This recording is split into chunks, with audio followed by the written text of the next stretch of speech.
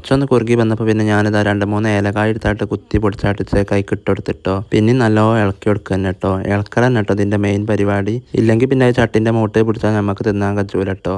അങ്ങനെ വട്ടത്തിലും ചതുരത്തിലും നീളത്തിലും ഒക്കെ കുറുകി വരുവോളം നല്ലോണം ഇളക്കി ഉണ്ടാക്കിട്ടോ. കുറച്ചും കൂടിയൊക്കെ ഒന്ന് കുറുകി വന്നപ്പോൾ തന്നെ ഞാൻ അയക്കതാ നമ്മൾ നേരത്തെ ചിരണ്ടി വെച്ചതിന് തേങ്ങ ചിരണ്ടി അയക്ക് ഇങ്ങനെ വിതറി എടുത്തിട്ടോ. ഒറ്റടിക്കടി ഇട്ടെടുത്താലും മതി കേട്ടോ. ഇനിയിപ്പോൾ വിതറ് തന്നെ വേണമെന്നൊന്നുമില്ല കേട്ടോ. ഞാൻ പിന്നെ വീഡിയോ എടുക്കുമ്പോൾ രസം ഉണ്ടായിക്കോട്ടെ ചർച്ചയ്ക്ക് മോഡലാക്കിയതാട്ടോ. അങ്ങോട്ട് പിന്നെ ഇളക്കുക തന്നെ കേട്ടോ. തിരിച്ചൊന്ന് അതിൻ്റെ ഇടയിൽ കെട്ടപ്പോൾ ഞാൻ നല്ലോണം ഓട കൊയിലോണ്ട് ഊതി കത്തിച്ചിട്ടോ.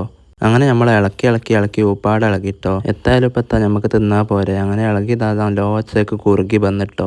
കയ്യിൽ കോരി ചട്ടിയിൽ നിന്ന് ഇങ്ങോട്ട് എടുക്കുമ്പോൾ തന്നെ കണ്ടില്ല നിങ്ങൾ എന്തോ ഒരു മട്ടത്തിലായി കിട്ടിയിട്ട് ഇപ്പം നമുക്കിത് ഞാൻ തണുക്കുമ്പോൾ ഒന്നുകൂടി ഇങ്ങോട്ട് നല്ലോണം കുറുകിയോളൂ കേട്ടോ. അങ്ങനെ കുറുകലൊക്കെ കഴിഞ്ഞാൽ ചീഞ്ചട്ടി നേരെ കൈക്കലാണ്ടം കൂട്ടി പിടിച്ചാട്ട് ഇങ്ങോട്ട് തീമെന്ന് ഇറക്കി വെച്ചിട്ടോ.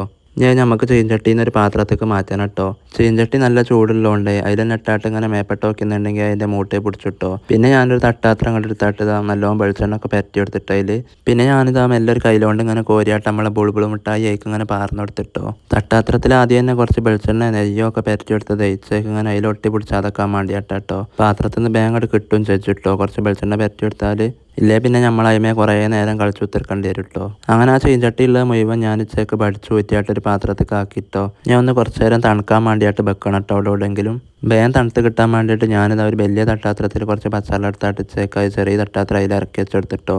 പിന്നെ കത്തിയോണ്ടൊക്കെ ഇങ്ങനെ വരണ്ടി വെക്കിയതിൽ അടിയിൽ പിടിച്ചിട്ടുണ്ടോ ബാങ്ക് കിട്ടുമോ എന്നൊക്കെ അറിയാൻ വേണ്ടിയിട്ട് വലിയ തിരക്കടൊന്നുമില്ല. ഒട്ടി പിടിച്ചൂലാന്ന് തോന്നുന്നുണ്ട് കേട്ടോ. ഏതായിട്ടും അങ്ങനെ അവിടെ കുത്തിരുന്നും കടന്നു കൈമേ നോക്കി നാട്ട് കുറേ നേരം കഴിഞ്ഞാൽ തണുത്ത് വന്നിട്ടോ. കുറച്ചൊന്ന് തണുത്ത് വന്നപ്പോൾ ഒരു സ്പൂൺ കൊണ്ട് നമ്മൾ ചേക്ക് ഇങ്ങനെ കോരിയെടുത്താട്ടോ ഒക്കെ ഒരു ബസ്സിക്ക് ഇങ്ങനെ ഇറക്കി വെച്ച് കൊടുത്തിട്ടോ.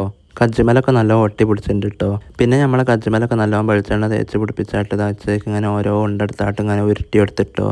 നല്ലോണം ഉരുട്ടി ഒരു ഉണ്ണിയപ്പത്തിൻ്റെ അരി ആക്കിയെടുത്ത് ഇത് കണ്ടില്ല നിങ്ങൾ. ഇതാണ് കേട്ടോ നമ്മൾ ഉണ്ടാക്കിയ ബുൾബുൾ മിഠായി. ഏതായിട്ടും നമുക്ക് നല്ല മട്ടത്തിലായി കിട്ടിയെന്ന് കേട്ടോ.